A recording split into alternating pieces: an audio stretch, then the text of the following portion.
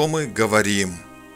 Часто употребляют такие слова и выражения, как «черт знает что», «меня бесит», «кошмар» и другие.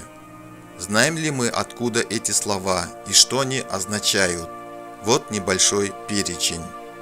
Кошмар – злой дух домовой, который душит спящего человека. Меня бесит – разрешение бесам овладеть собой. С ума сойти – пожелание себе сумасшествия. Ничего себе – отказ от всего.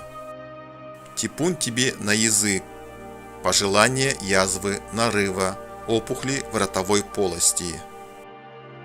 Фига, фиг, как ругательство, возникло на основе непростой немецкой фразы, означающей сексуальную связь.